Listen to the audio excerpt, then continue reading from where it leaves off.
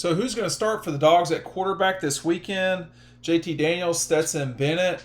That's something that's been a really big topic of conversation, not just in Athens and Gainesville or around the SEC, but when you're number one team in the country, a lot of people want to know what's going on, and it looks like right now we don't know what's going to wind up happening. Tomorrow, there's going to be no more media availability, but tonight, Wednesday night, late.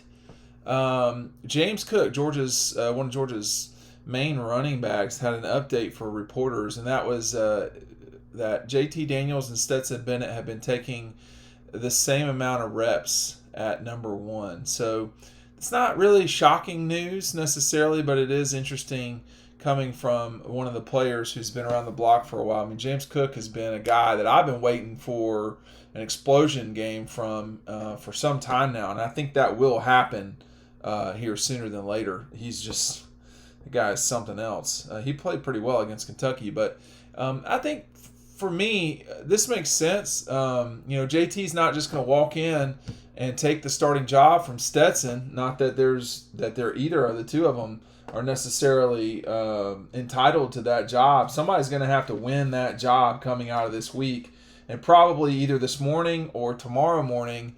On Thursday morning is when Kirby Smart and company are going to tell one of the two who's starting. They may have already said, and it may be that in this game you see four quarterbacks.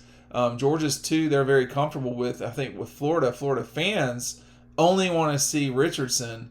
They do not want to see any more of Emory Jones. I don't know if you can really say that with Georgia fans and their two quarterbacks. I think the consensus, generally speaking, amongst fans is they would like to see JT Daniels out there, but that consensus is not an overwhelming consensus by any stretch. I mean, you've got a lot of support for Stetson. He's really played well this season. His play at Auburn was the best he's played as a Georgia player. And that's talking about a guy who's got a couple of top 10 wins and several wins over ranked teams. So Stetson played well at Auburn in a challenging environment. And Jacksonville's challenging too. JT's never played in this game before, and it's hard to kind of explain how difficult this game can be, but it really can be a challenging environment. There's always noise. It's not always good, it's not always bad, but there's always noise, and it's kind of just a different game. Now, Stetson's played in it before, got Georgia up 14-0, and they got hurt. So I don't know Kirby said this week already that I think he said this Tuesday. I'm trying to remember what day he said it. It was either Tuesday or Wednesday. That last year doesn't matter this year, and I think he said that Tuesday. He's right. So whatever happened in Jacksonville a season ago, these two teams were in very different situations than they were a year ago. Is it possible JT has tweaked something? It's possible. No one's heard. I hadn't heard that. I think this is just a matter of, hey, the guy that replaced you is playing really well. You want to be the guy. You got to have to beat him out. This is what we do. And we're just going to see. I, right now, expect both of them to play. I don't know who's going to start. My suspicion is that JT is going to start, but I don't really know. I mean, I think if you wanted to start Stetson, you'd be well within your right to do so. Again, it goes back to this, and I don't know if people really understand this or not. It really matters what happens in practice, because if you play well in practice, you're probably going to play well in the games. There are going to be some guys who are not great practicers. I think Herschel Walker was not a great guy in practice. Larry Brown, who was a tight end, was not a great practice guy. They were gamers. I think, though, by and large, most people, if you practice well, you play well.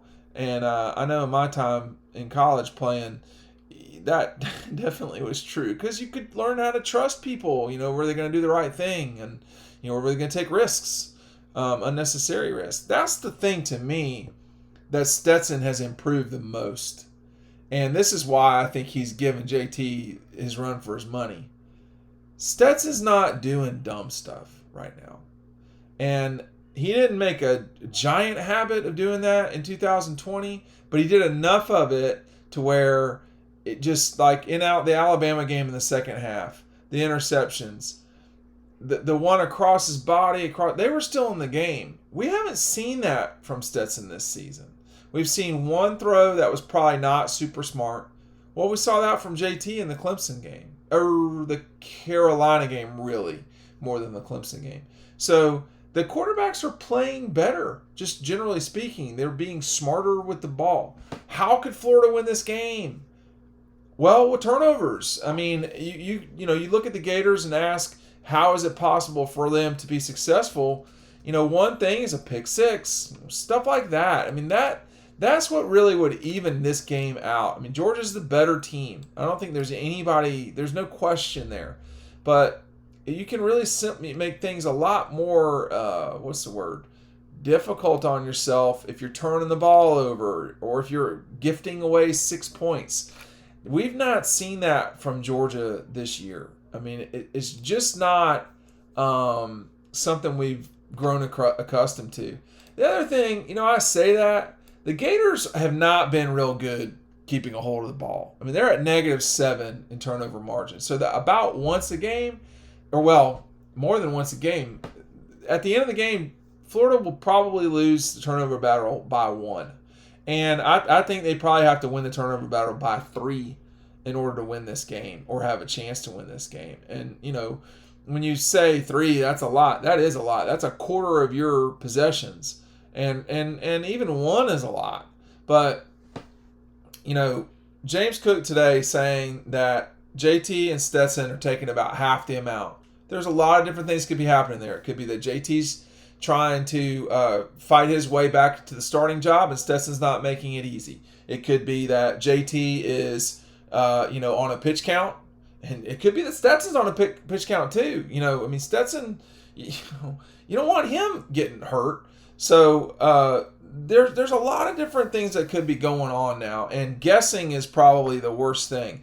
My suspicion, though, is that, if you can't win the job in practice, it means probably that, you don't deserve to start and play full time. And this is about earning that spot.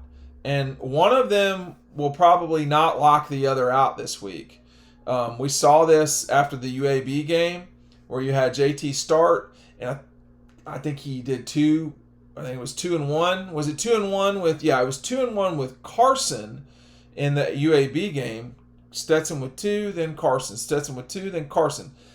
You could see Stetson with 2 and then JT, or you could see JT with 2 and then Stetson.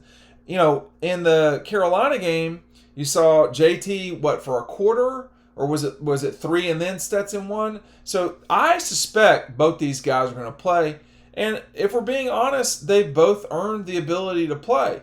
What happens is that people start freaking out and they say you can't play 2 quarterbacks. It's not perfect. Most of the time when that happens, it's because one quarterback of the 2 both quarterbacks are not playing well. That's what you've sort of seen at Florida. In Georgia's case, they both played pretty well. And people say, well, you can't do that. Well, Georgia played 2 quarterbacks in 2002 and won the SEC championship. So, I don't know that you can't play 2 necessarily. At the end of the day, I think most insiders think it's probably going to be JT that's going to carry the burden of this season. When that will happen, I don't know. If I were Kirby, I wouldn't want to rush JT back out there, and they certainly have not. I mean, he's not played. By the time they get to the Florida game, he will have not played in a game for over a month. That's a long time to not play. With that said, this is a long season. We got at least another 7 games here. We got, Georgia's qualified for a bowl. So, you're sitting there and you're about halfway through the season. So they've qualified for a bowl. That's 13. The question is, will they play in the SEC championship? Actually, the SEC championship would be 13. The bowl would be 14. So you're probably right this second at halfway unless you play for the national championship, in which case you're not quite halfway. But you got another season to go here. And you got, let's be honest, you've got a runway here where you can really take off. And you got a 5-game runway. Florida's going to be a fight. Tennessee's going to be a fight. I don't think the other 3 games are going to be fights. But the way you go here, you can really take off. And that just may be what they try to do. Georgia's trying to get healthy. They're trying. It's been a challenge the entire season, if we're being completely honest.